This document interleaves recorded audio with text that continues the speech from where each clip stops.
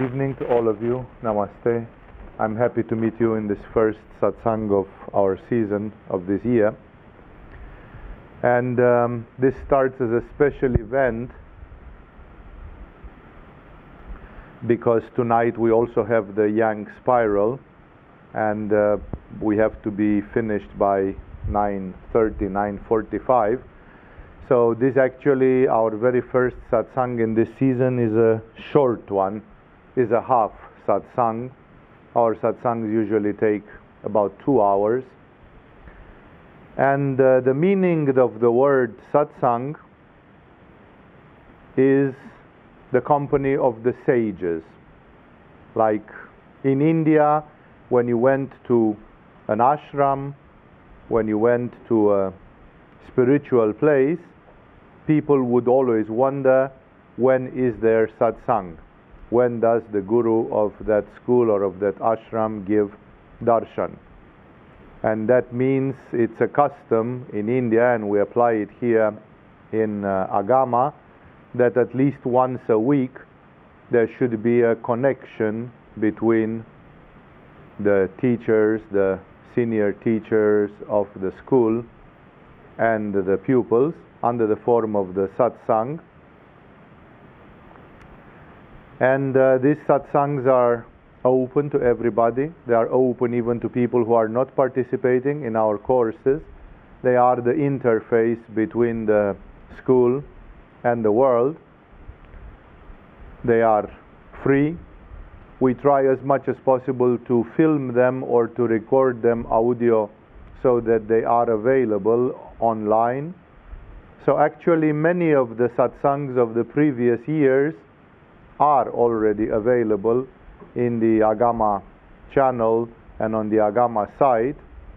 And the downside of this phenomenon is that, of course, I would feel inspired every year, especially because many of you are new or semi-new. Maybe some of you came in the half of the previous year, in the second half of the previous year, and then you didn't hear some fundamental things like these.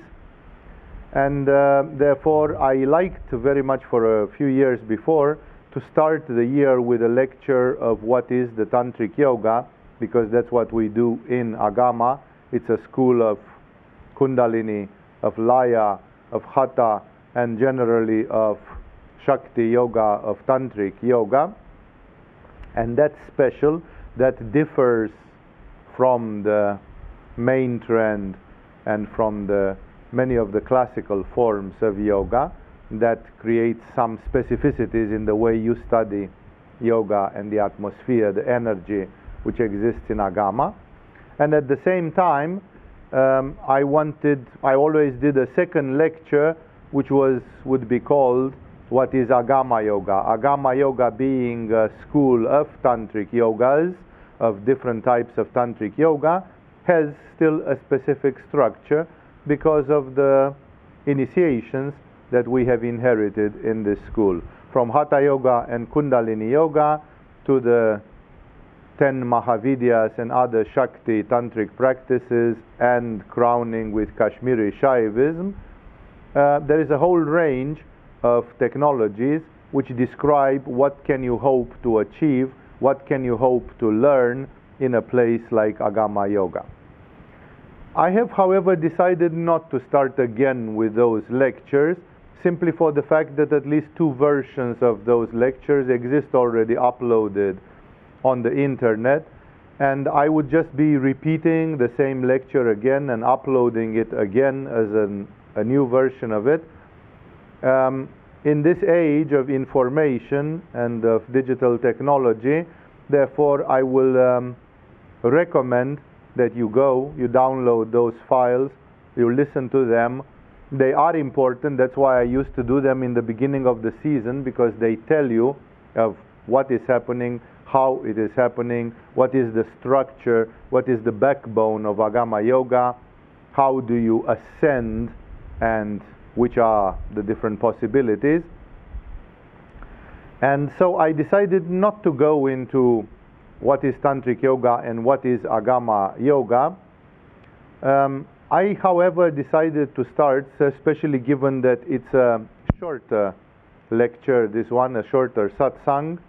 I decided to give a brief presentation of some metaphysical principles in yoga, of some yoga and metaphysics, for a variety of reasons. First of all, metaphysics is the great loss, the great lost item in modern yoga. When modern yoga has become a fitness industry and many other similar things, one of the things which got lost between the fingers in simplifying yoga, which is unfortunately not just a simplification, it's a bastardization of yoga actually. And while the ancient yoga was and still is, as a matter of principle, a quest for the truth with a capital T, this metaphysics has been easily sacrificed. It's also because the highest principles of this universe, when we analyze the structure of the universe, the ultimate reality is unfortunately something very difficult to discern. It is something which is present here and now, right in front of your eyes, and at the same time it's like the parable which says that people are looking but they are not seeing. It's exactly a little bit, if you want a more modern technology analogy, it's like those 3D stereogram printouts which appeared some 20 years ago in a lot of magazines and brochures and books, where if you don't know how to look at it, you actually don't see anything but just a mixture of dots and points and weird shapes, while in the moment when you see it, out of that chaos, out of that apparent chaos, there emerges a coherent image which looks 3D. Exactly in the same way, the mystics of all times tell to us that it's paradoxical that the highest principles which are giving us the metaphysics, they are actually right under our noses. We live into them. We are like a fish living in the water and not seeing the water, not realizing that it lives in water. Exactly as some people would say that this yoga hall is most of it empty, while physically, scientifically speaking, we'd say no, it's full of air. Yeah, but air is so common, and we live in air, we move through air, that we don't feel. We call air emptiness, empty space. However, strictly speaking, it's not empty. In the same way, even if you go between two galaxies in the cosmic void, there you are living in God.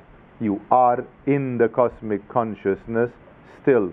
Cosmic consciousness is everywhere, and it's impossible not to interfere with it. And yet, people don't see it, and people doubt the existence of a cosmic consciousness because they don't have a practical experience or a practical interference with this reality.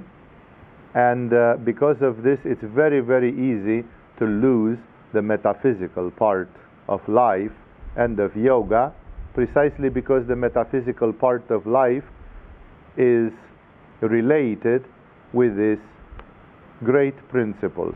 There is an Arabian proverb which says if you want to trace your path straight, like you are a traveler and you travel, and you want to trace your path straight, not to find yourself wobbling. In those days they didn't have a compass, so how did they sail straight?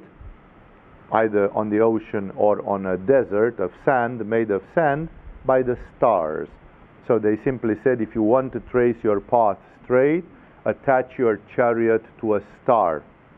Imagine that your chariot would be tied to a star. Then you could follow a straight line. But a star is far, far away. Usually everybody attaches their chariot to a donkey. And the donkey can go like this. This is what we do in life. We go like this. We lose our straight path. It's like we don't have a goal.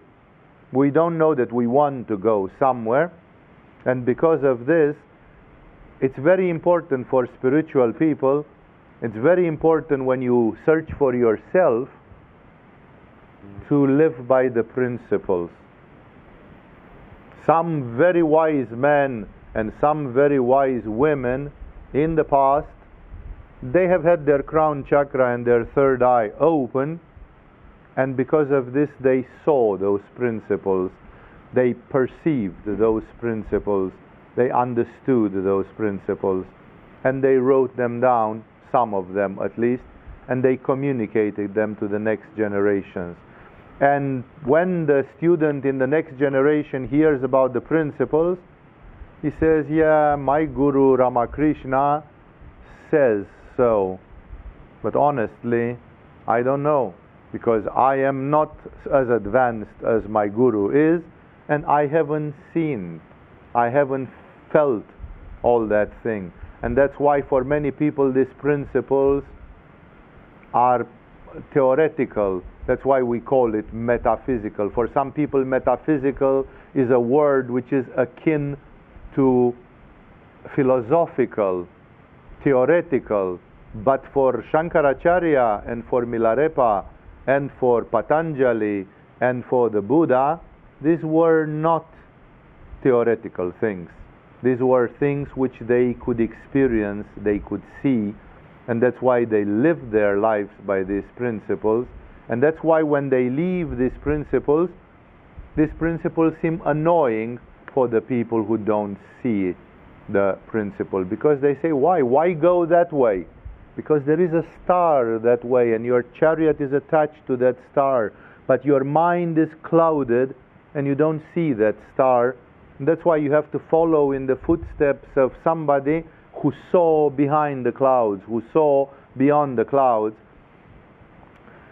That's why I'm happy to start this year with focusing in a short lecture tonight on the principles which are coming together with yoga, because yoga is more than just bending your body, stretching, breathing in a certain way.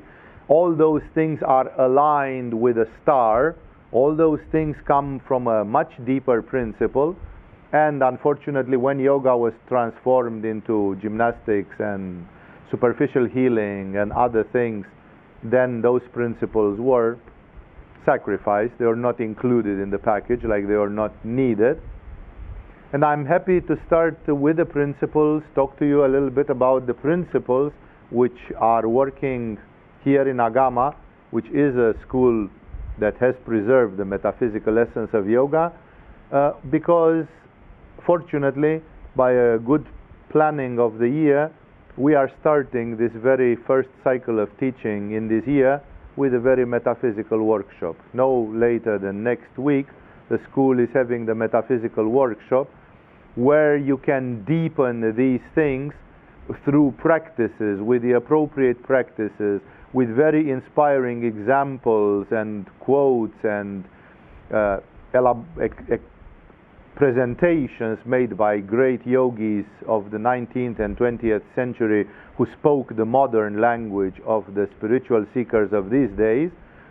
And in a certain way, I hope that what you'll hear tonight will warm you up towards studying the metaphysical workshop sooner or later. It was one of our advanced teachers who said, maybe you should start yoga, people who come to Agama, maybe they should first start not with the first level, but they should start with a metaphysical workshop. Like that should be at the beginning of everything.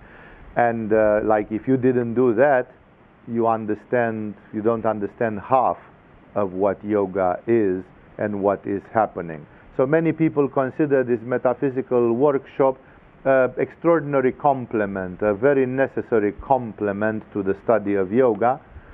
And remember that although I seem to imply that living with principles, by principles, is not something which is relevant or required only for spiritual yoga, because as you know from the very first lecture, the What is Yoga lecture, there are several purposes of yoga. There are several headlines in yoga.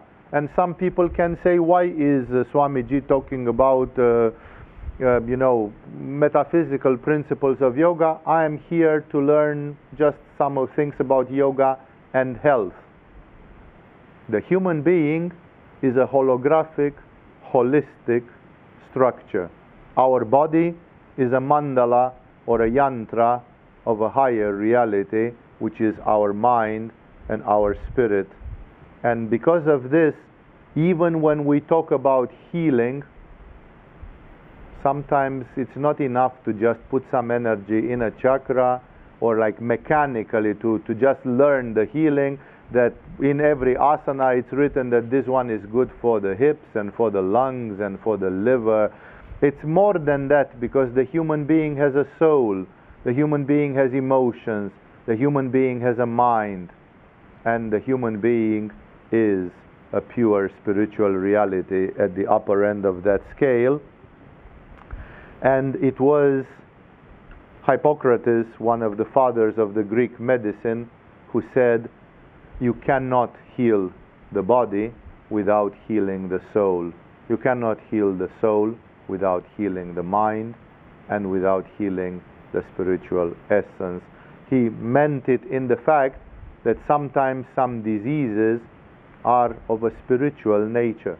For example, the Ayurvedic doctors of India, they say that certain severe mental diseases, as well as some apparently incurable diseases for their days, like leprosy was one of them. The lepers were the outcasts, one of the outcasts of the primitive societies, not only in India, but all over the world, that these are karmic diseases which move from a life to another life. Like if you die with leprosy, you will have leprosy in your next life again. It will continue.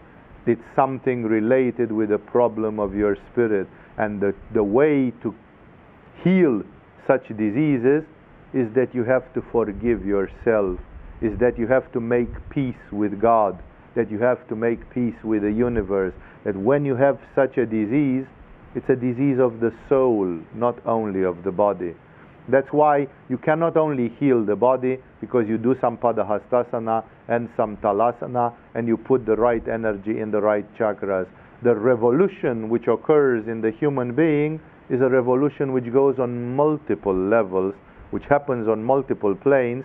And that's why even when you heal, you have to think carefully about how you heal the soul, how you heal the spirit. I have had people who were in healing in Agama, and under hypnosis, they went to hypnotherapy, and they were asked when they were in a state of deep hypnosis, do you actually want to become healthy? And under hypnosis, they answered, no. No. Then how do you heal such a person? It's easy that we speak about yoga and healing. And you say, well, I'm not interested in all this hocus pocus with spirit and so on. But you cannot become a proper healer without reaching the soul and the spirit. Because the root of some problems of the human being are there. And the human being is not easy and not simple. It's a holistic structure, and everything is connected with everything. Some people say, I want to study yoga just because I want to apply it in my daily life. I want more vitality, more energy, more power of concentration. I just want yoga to be the perfect instrument which helps me to live my life in a nice way. But even there are holistic principles. What is the meaning of life? Where does life go eventually? Am I going to use the principles of yoga to produce abortions or to shoot people sharp and clearly? It's like, no, I know that I can use yoga to influence my daily life. But the question is, what is my daily life? Where does my daily life go? No, yoga is an instrument, but it's exactly like I put a big engine on a boat, but I don't know where I want to get with that boat. A big engine on a boat that has no direction will serve pretty much nothing. It can actually create more trouble. A real strong engine on a boat with no helm and no direction.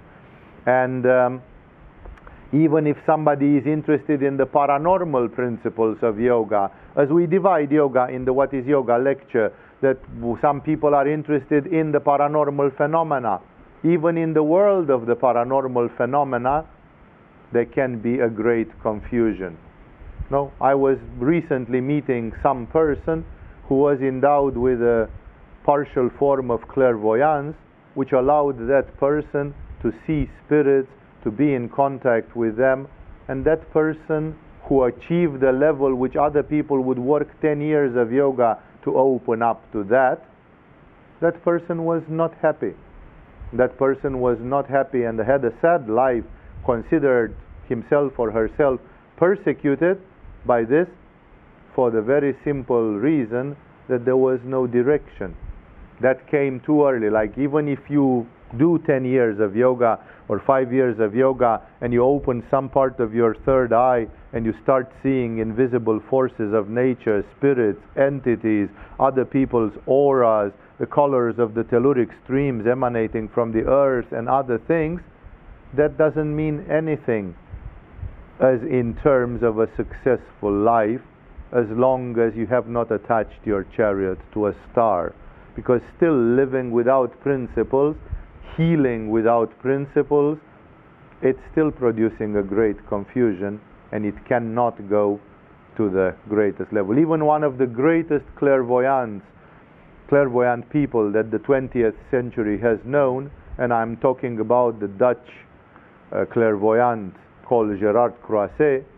Gerard Croiset, when he was interviewed, because he had an incredible level of clairvoyance, he helped the police to find disappeared people. You know, he could just close his eyes and find people disappeared in the middle of nowhere, drowned, gone, whatever.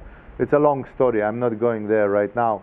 And when they asked him, how do you perceive, how does your mind seems to know everything?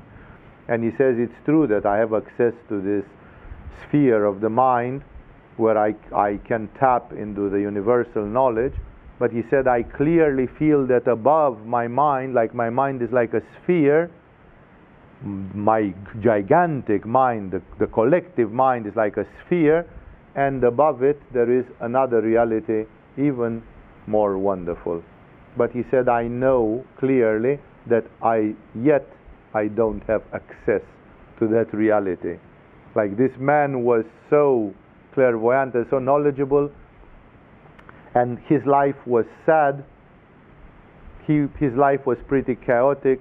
He needed lots of help from lots of people. He was quite helpless and confused in many ways, and at least he had the lucidity that he knew there is a sphere of existence, and he meant Sahasrara, he meant the crown chakra. There is a sphere where if I would have access there, then I would be in the kingdom of heaven. You know, then I would be in paradise. Then I would be home. But he realized, he had the lucidity to realize that as insightful as his mind was, he was not able to get there. So principles are required in any kind of interest of yoga. Even the people who learn therapeutic yoga and others, they are taught principles. The principles are invisible. The principles seem to be very intellectual or mystical or metaphysical and abstract. But these are the principles which guide us, and yoga is built on this scaffold. Tantra, tantori, means a warp. Like, before there is a piece of cloth on a loom, there is a warp, and then on that warp you are weaving that cloth. You see the cloth, but you don't see the warp which sustains it. And that warp, those are the principles. And if you want to know more about this, to have a clear picture of the universe which will improve your yoga practice like tenfold, once in your time, maybe if you don't have time next week, like whenever it is offered, go and see the metaphysical workshop, because there these things in 36 hours of teaching They are taken into great details. And of course there are many other effects to yoga, but they are collaterals. When the Greek philosophers discovered the yogis of India together with Alexander the Great, 300 years before Christ, a bunch of Greeks reached India as a retinue of Alexander the Great. And of course some of the people which they met in India at that time were yogis. There were yogis 23 centuries ago in India already. And the Greeks were very smart. The philosophers of Greeks who tried to say, who are these weirdos who live in the jungle or wherever, and what are they doing? They understood pretty well. They understood more than this monkey yoga understands today. This monkey yoga understands then what Greek philosophers understood 23 centuries ago. They called the yogis of India gymnosophists. Gymnasts and philosophists. Gymnastic philosophers. Like, to be a yogi is not only to bend over, you have to be a philosopher. What is philosophy? It's the love of wisdom. So, how many people who bend over are in love with wisdom? Who wants to become wiser? Who would say, I want to do yoga for 10 years, and what I expect besides a fit body and besides flexible legs and hip joints and so on, and besides maybe having pranic energy in my hands so I'm capable to heal with it, what I expect in 10 years of yoga is that I become philosophically wiser, that I love philosophy, that I love wisdom, that I become a wise man or a wise woman. If I have done 10 years of yoga and I remain foolish, and I mean strictly foolish, I'm not using the word foolish like a sweet, endearing word, that hey, even great spirits can play foolish sometimes. I'm not talking about it, I'm talking about grown-up people who are really, really foolish and wasting their lives. Then it means I haven't really done yoga. Because when I do yoga, that yoga is a love of wisdom. I am in search for wisdom.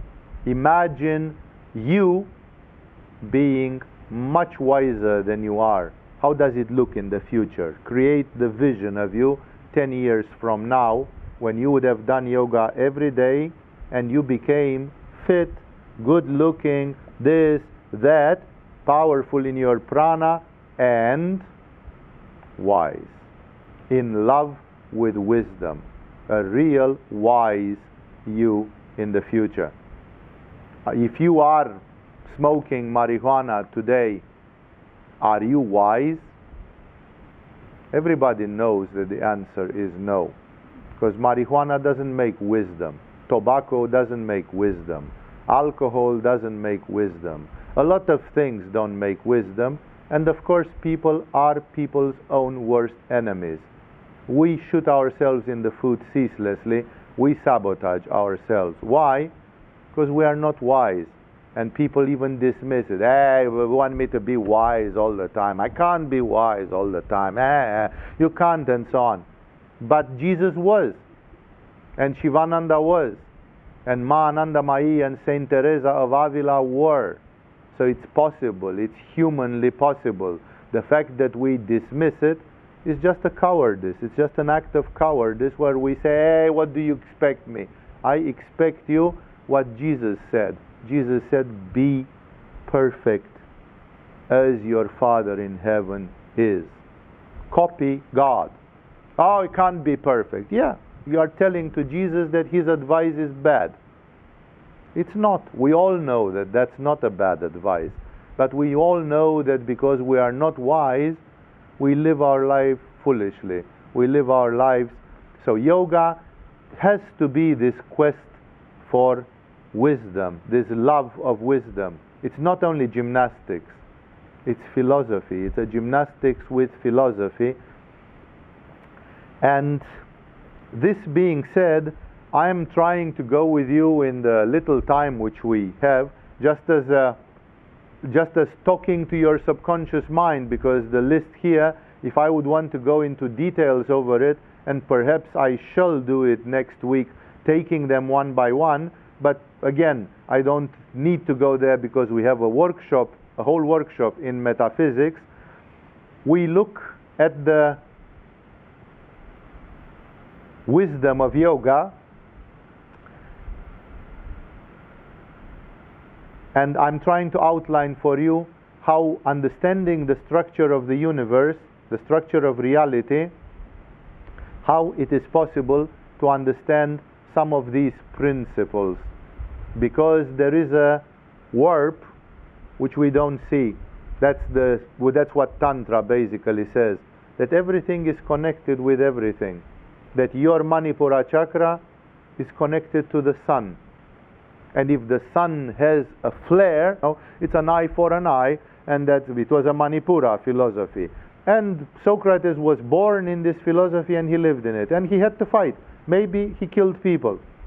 And then when this necessary atrocity, because it's an atrocity anyway, even if it's legitimate defense, it's still not nice. It's still terrible. It's still bloody.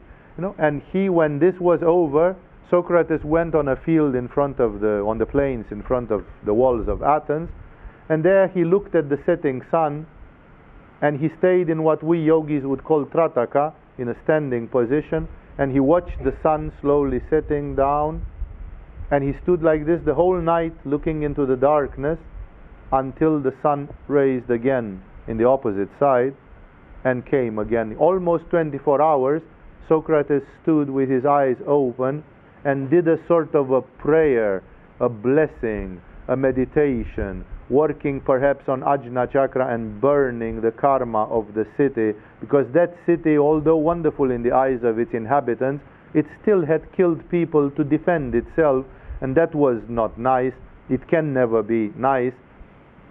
And Socrates did this, and my teacher said, how do you explain this action and this power of Socrates if there is no spirit? I didn't understand. I thought, well, he was just a stubborn old dude, He just had a huge stubbornness and willpower, and maybe he was sorry he killed people, and he stood there and like, what the heck did we do? And he had like, why would the fact that a stubborn old man would stand and look into the horizon for 12 hours or 16 hours, why would it prove that there is spirit? How can you make that conjecture that this is coming from spirit? Because it didn't. I, being in the way in which I was now, I could ascribe this to just a great mental power. The man was just standing there and thinking about his sins or whatever, Why does that prove anything about spirit? Today I understand that the attitude of Socrates was coming from his connection with a spiritual reality. But in those days I could not understand. And that's why there have been people like Milarepa who conquered the universe. Milarepa, the humble Milarepa, says, when I reach this level, I could go from the top of the paradise to the bottom of hell. I could materialize in any universe and loka of the universe I wanted. I could witness the existential condition of anything from an atom to the immortal gods.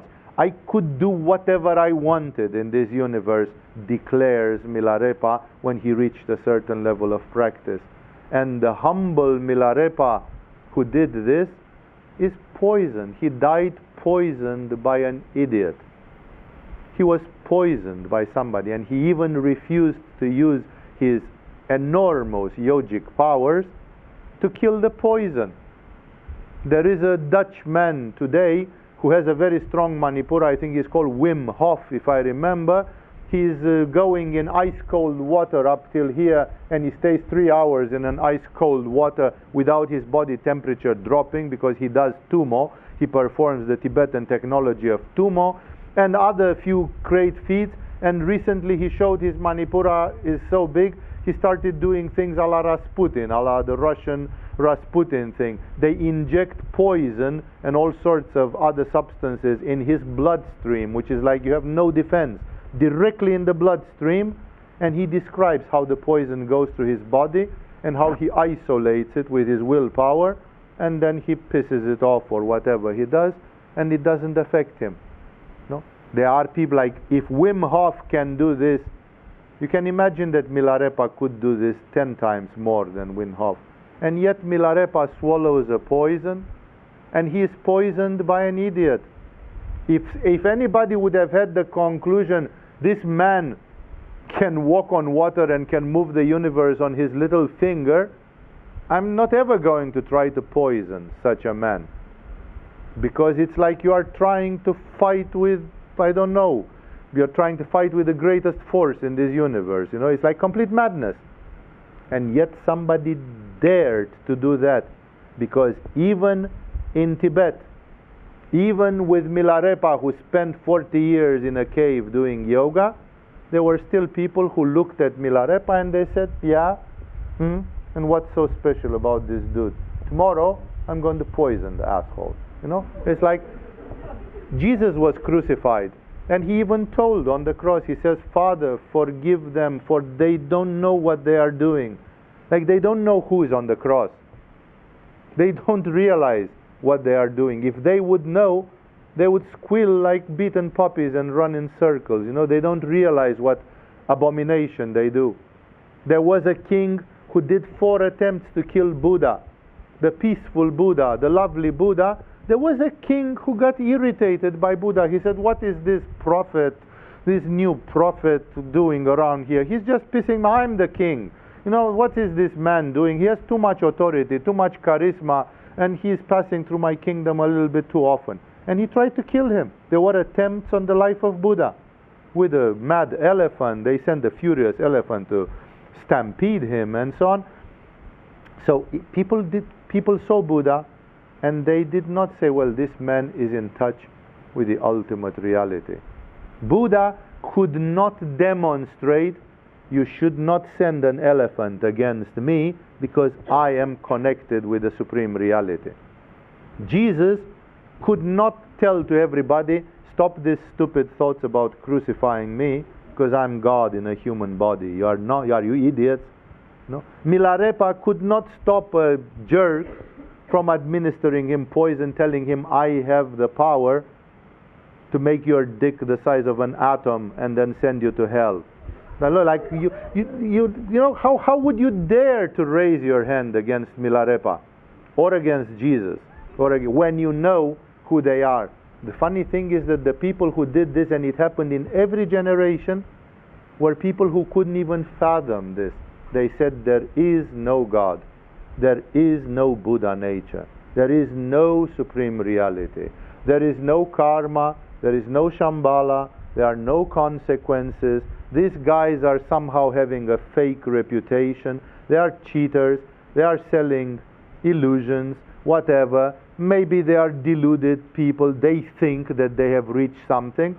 And to demonstrate that it is not so, I'm going to crucify them. I'm going to send an elephant on them. I'm going to poison them. I'm going to do this or that. No? Like people, it's almost impossible to convince people about the essence of the essence. In the middle of the wheel of the universe, there exists a universal consciousness, an ultimate reality, which is here, now, in front of your eyes. When you look at every atom, words which don't engage them. You know, if you say, may God give you everything you want, then you imagine an old man which is demanding and vengeful and fearful and has a white beard and whatever, then you can't relate to that. You consider it a very childish image of this anuttara, of this ultimate unsurpassed consciousness. But every spirituality and every philosophy, even materialistic, they say, well, this is a materialistic Greek philosopher said this is a world of change, change, change. Like the only eternal thing is change. Then it means you call God change. And what does it matter what you call it? Basically, everybody says when you go to the top of the scale, when you boil everything down to one, when everything is left into oneness, that oneness we call it void, spirit, Atman, everything, and it still represents something which our minds cannot grasp anymore, because our minds are built of neural cells, of neurons, which work like a computer on the principles of 0 and 1. It's true that if there is any brain scientist among you, the brain doesn't 100% work on a 0 and 1, but it still works with electric impulses which give open and closed signals and similar things. It's a more grayscale than 0 and 1, but still the principle is that we are working on a principle of change. Mind is built with two brain hemispheres which give us the masculine and the feminine aspect of the mind, the yang and the yin, and the yang and the yin are like the plus and the minus. They could be compared with the 0 and 1 in digital technology of today, and in this way we generate everything. And how can 0 and 1 understand no numbers? Something which is neither 0 nor 1, but which is beyond numbers. They cannot. In a similar way, our mind, which is built in the way it is built, it cannot understand. People have never ever been able to express this ultimate reality. And that's why approximately 30% of the population of the world is made of atheists, plus a number of rationalists, agnostics, and others. Because people sincerely, they say that if you are not endowed with this special intuition, and when I use the word intuition, I mean divine intuition, not the Vishuddha chakra intuitive type of intuition as you learn in the Agama courses, but I'm talking about the word intuition like the word that some people, like a Jesus and an Abhinavagupta, they somehow swear by the existence of this divine consciousness. And you can tell them, can you demonstrate it? They cannot. They consider it obvious. When my first spiritual teacher, I was 16 years old and I lived in a communist country, and my parents had educated me as an atheist. And when my first spiritual teacher mentioned passingly the word spirit, which was a forbidden word like in communist society, because spirit was considered to be one of the symptoms of the decadent capitalistic society and religion and all. And Karl Marx said that religion is the opium of the masses, and people are just deluding themselves with religion instead of fighting the capitalists or something like this. And thus the religion became one of the enemies of the Marxism and different forms of materialism. And when I heard the word spirit, I got shuddered, because like this man had crossed the line. And of course I wanted somebody to cross the line, and I didn't dare to hope that it could be there. And I asked him, I remember my voice was almost shuddering, I hardly dared to ask the question, and I asked him, but is there spirit, like spirit does actually exist? Because I've been told in school and in family that the word spirit represents some sort of figment of some people's imagination, that it's a complete nonsense. And now you are telling me about spirit like about it's something which matters. And again, the word spirit in the language where I come from doesn't have the dual meaning which it has in English, because in English spirit is a word which also means mind, the esprit de corps and spirited defense and spirit of the law and other things. So the word spirit is a multifaceted word in English, but in Romanian, where I came from, spirit meant just the spirit. It meant just like the essence of the divine. And I asked, does it is? And my teacher, for whom the matter was clear at that time, he was 80 years old and he was an experienced spiritualist, I still remember it was like a volcano erupted through his face. Like he got transfigured a little bit. It was like the scene which is described in the Bible when Jesus started shining light from his face, and people almost got afraid to look at him because something amazing was present there. And he said, what a naive child you are. It's like he said, of course there is spirit. It's like, but he said it like, I can see it, I can experience it, and I don't know really how I could convey it to you. And then he explained, he conveyed it to me by an example which for years and years I did not understand. He thought he was eloquent, but I didn't understand because I didn't have his experience.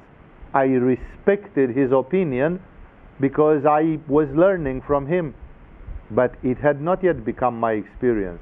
He told me a wild story from the Greek antiquity. He was very fond of Greek culture, speaking Old Greek, writing in Old Greek and so on, and many other of these heavy ancient languages, Latin and all the rest. And he told me a story when Socrates, the great philosopher and the great sage himself, when Socrates had to fight in a battle, and implicitly maybe to kill people, defending Athens from barbarian invasions. He was a citizen of Athens. He had to do his citizen job to the city, and together with all the other men and women from the city, he had to fight like a soldier because his city was about to be burned down, destroyed by a barbarian invasion. And he fought. We don't know if he killed somebody or not. But when this act of necessary atrocity, like, okay, maybe it would have been Jesus, Jesus would have said, we should all be crucified, and we should be like sacrificial lambs, and we should turn the other cheek. But the Greeks were not living by the philosophy of Jesus in those days. It was more like the Manipuristic philosophy that if somebody slaps you, you slap them back, Solar flares, which is an astronomical phenomenon which happens now and then, your Manipura chakra will react. It's possible that the sun has a disharmony, a wobble, and then people become more violent and aggressive for a few days. Like, you are not separate. When the sun tremors, shudders, you shudder as well. There is this proverb, this other proverb, which says if you cut a blade of grass, a thread of grass, the whole universe shudders. Because even a blade of grass is connected to the universe.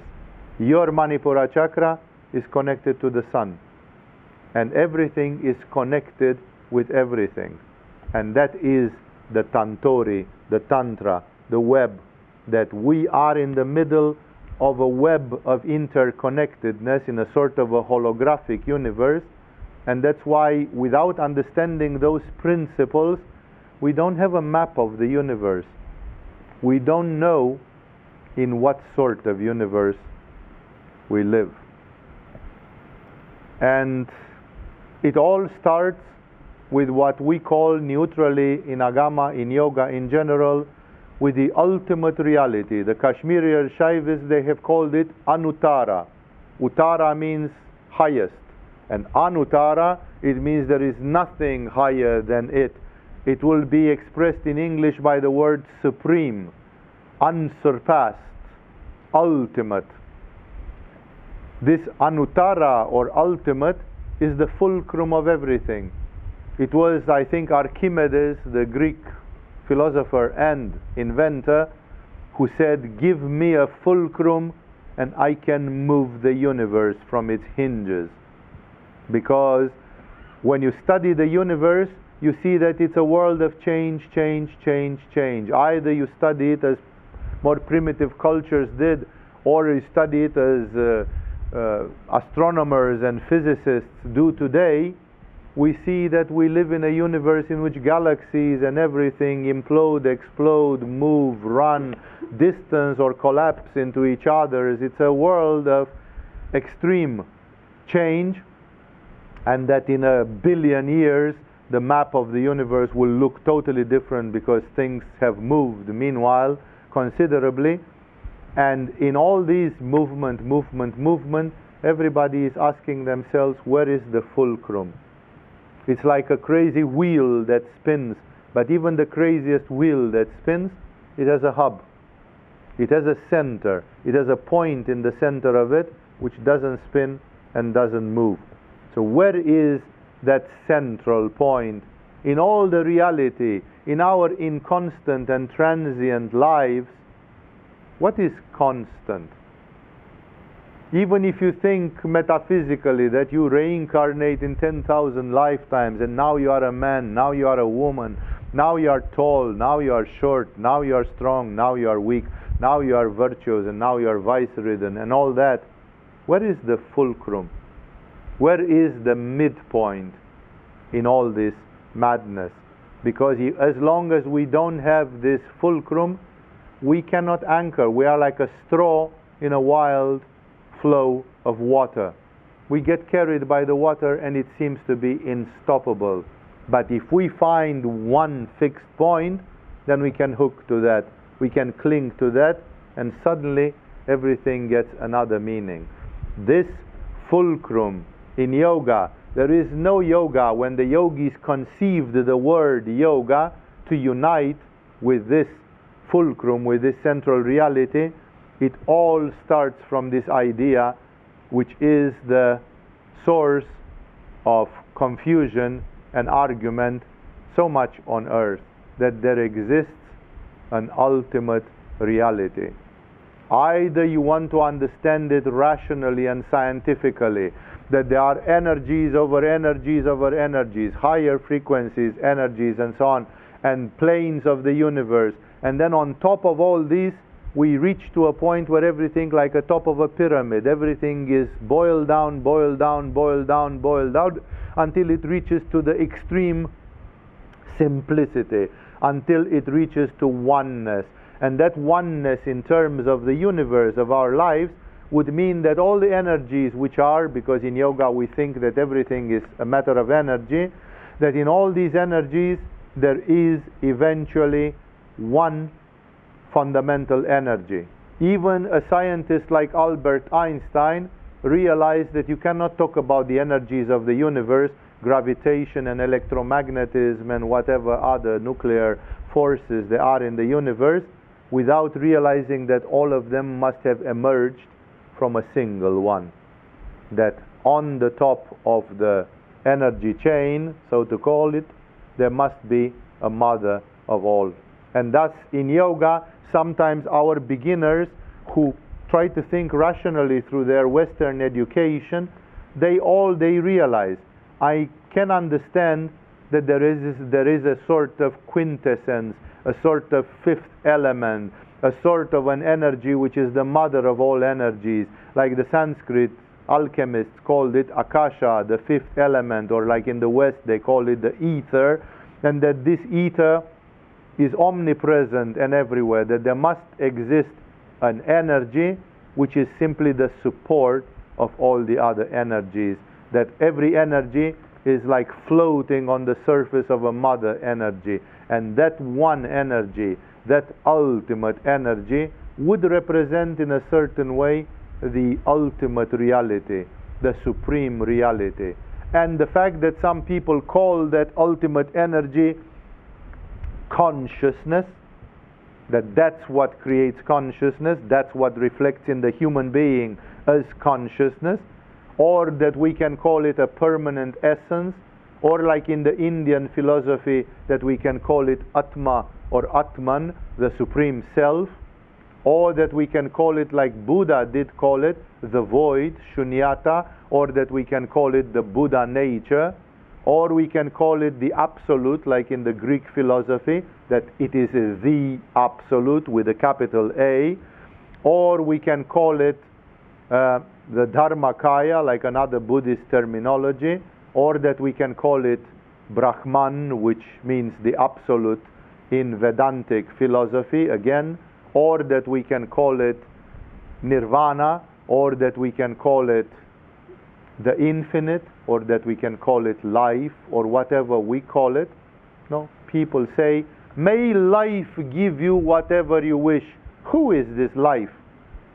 I had a lot of fun with it, by the way, when I lived in Denmark, because life is a Danish name, it's the name of a man. There are guys called Life, and whenever we said, may life give you everything you want, it meant that particular dude. It was like, may Walter give you whatever you want. No, what is this life? Why do people use obling from this universe? You see the body of that universal consciousness. We are in it, and it is in us. It's omnipresent, omniscient, omnipotent. It's a reality which exists everywhere, beyond space, beyond time, beyond individual personality. It's the one force of this universe. The funny thing is that this fundamental reality, some people only have the intuition. When you think about it, when I talk about it, something vibrates in your heart. Sometimes you are about to burst into tears because your intuition, we have the organ, we have the Atman, we have the soul in ourselves, and our soul, like a tuning fork, resonates to the big tuning fork. And when you are put in contact with it, there comes a reaction. And then people say, why do you have that reaction? And then you say, I don't know. It's like an intuition. It's like a nostalgia. It's like, I can't explain why, but for me, this thing is that way.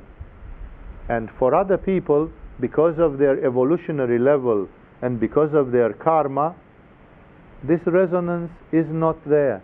You talk to them about Jesus and Milarepa, and if Jesus and Milarepa would be here, they would crucify them the second time, and they would poison them the second time, because they don't have a feeling for these things. That intuition does not exist. And if you ask people, demonstrate, what can you demonstrate? That Jesus was walking on water?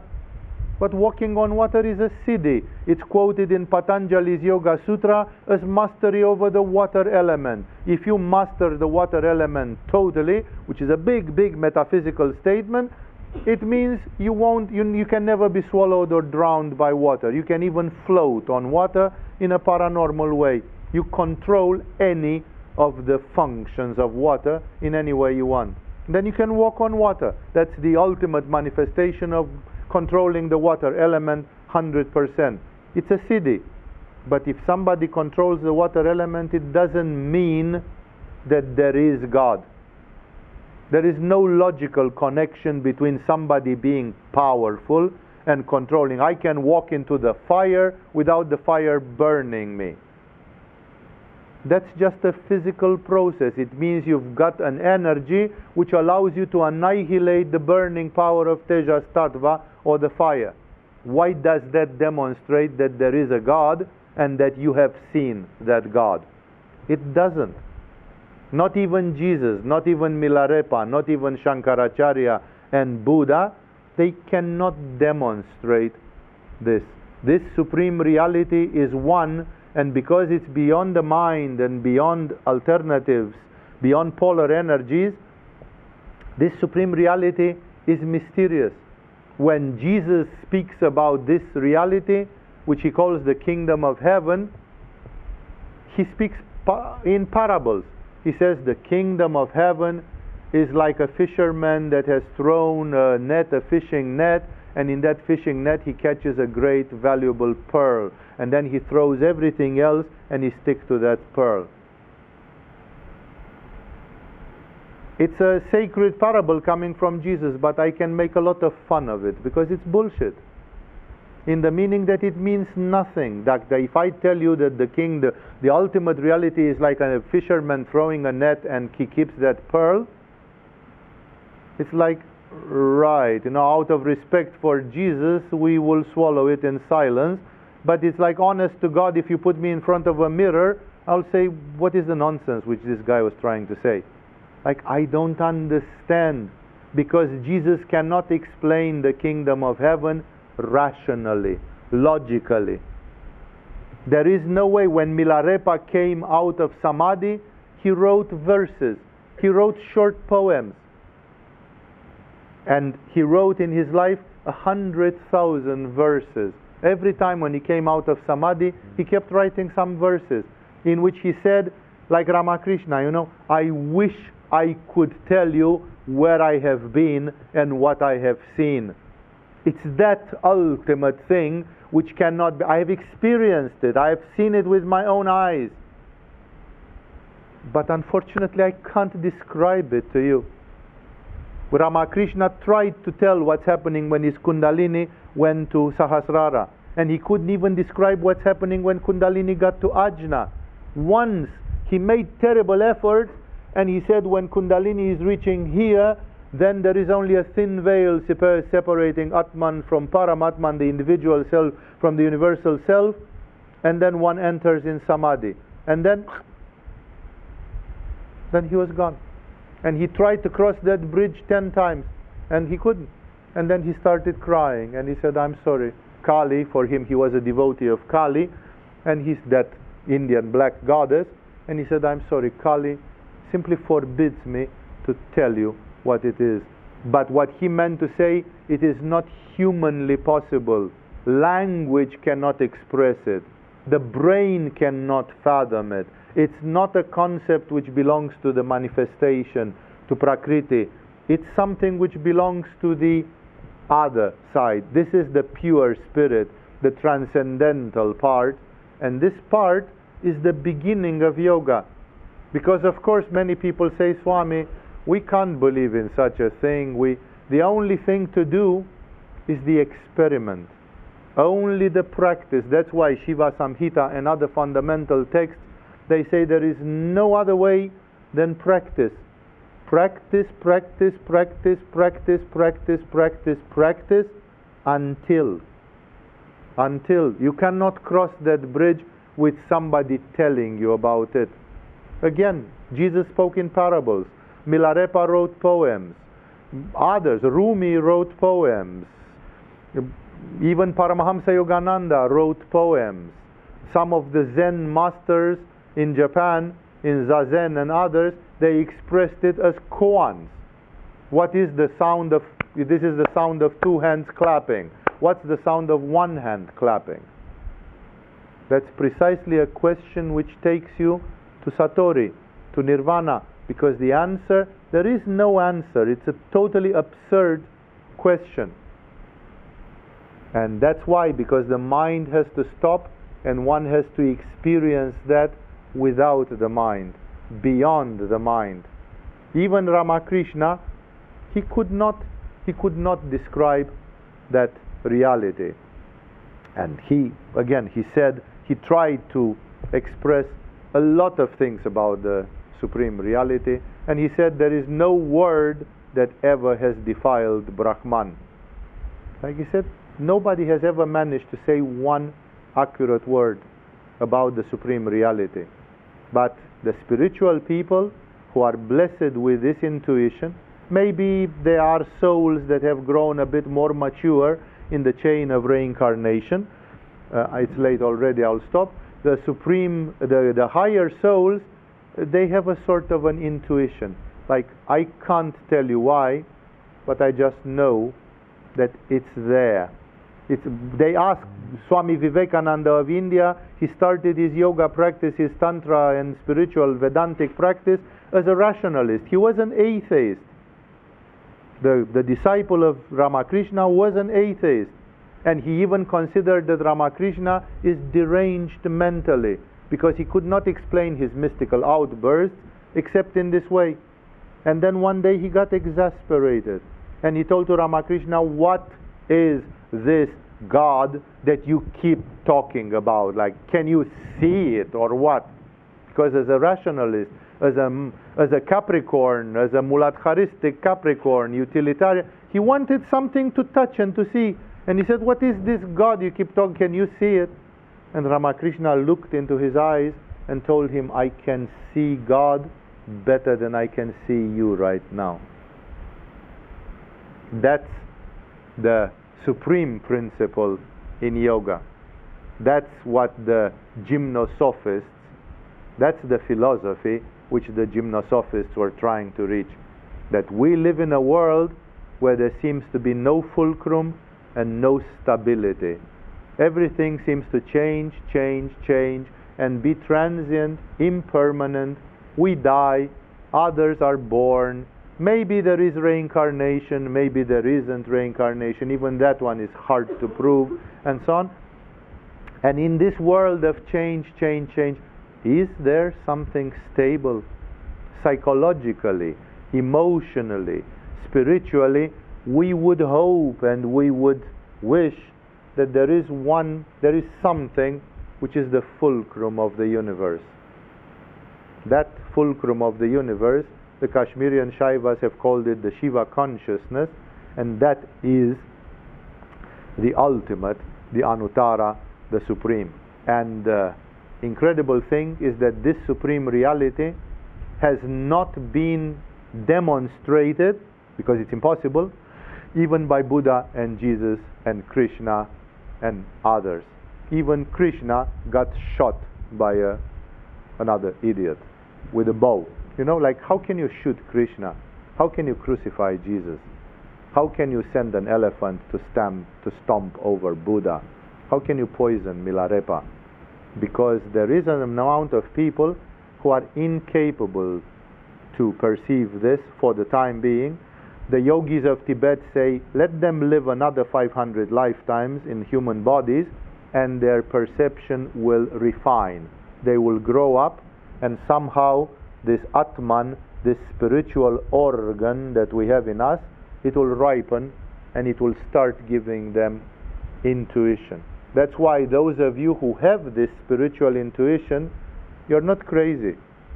It's just a function of the evolution of the human being. It shows that in a certain way your tuning fork is receiving signals from the tuning fork of the universal consciousness. My friend Sahajananda calls it the tremor of the heart, that your heart shudders, you know, like you know that there is something, and if somebody asks you, you just run away, you turn away, you say, I can't explain, please leave me alone. It's something so intimate, so private, so essential, and you know that you can't have words for it. That is why, to conclude this introduction for you, in the principle, this is the capital principle, the greatest principle, that we are trying to find this Atman. We try to find this spirit, because without it, our life has no center. We are just like a straw on the waters of the universe. We are just carried chaotically by a universe which moves, and then it seems to have no meaning. But it has a meaning if you manage to find the center. Once you find the center, you see that this universal river is not chaotic. It spins around the center. There is a hub of the universe which holds everything together.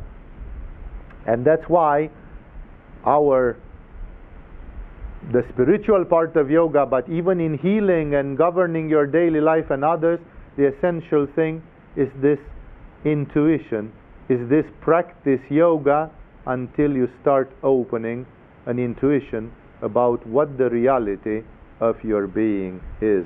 What is the void? What is the Buddha nature? What is Atman equal Brahman? What is spirit?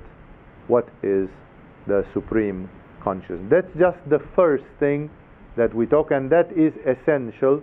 And again, I'm saying, we know, it's a known fact, that some people are weaker in that intuition. Sometimes a man like Jesus can awaken it like a sun that is shining, and it gives warmth to everybody around. When you are in the presence of such a person, people feel awakened slightly. You remember, those of you who remember Gospels, that they were trying to stone a woman who was an adulterous woman, and the punishment in the Jewish culture was to stone her publicly to death. And they asked Jesus because they want to nail him. They used her as an instrument to nail him, and they want to say, let's see now if you can tell us not to do the stoning, because Moses told us to do the stoning. And Jesus doesn't want to completely contradict the previous prophets.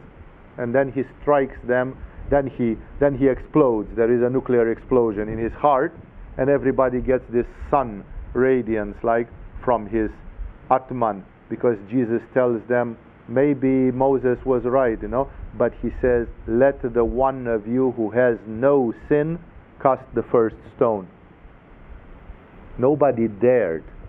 There was no crucifixion, and there was no poisoning of Milarepa, because in that moment Jesus did like this in his spirit, and everybody was like, and when you look from that point, everybody realized, what am I talking? I'm going to kill this poor woman? Who am I? I'm full of misery in my life, and now I am arrogating to myself the right to be a judge and an executioner. Are you kidding me? Everybody became humble and modest and suddenly aware, centered in their self. So this is what we hope that the practice of yoga does for you. Either we talk about healing or improving your life, or dealing with paranormal phenomena such as clairvoyance and astral projection, or if you directly are interested in finding yourselves, this is where it all starts. This is the number one principle in yoga. After that, we start coming at the things which make it possible and which I'm not going to comment tonight.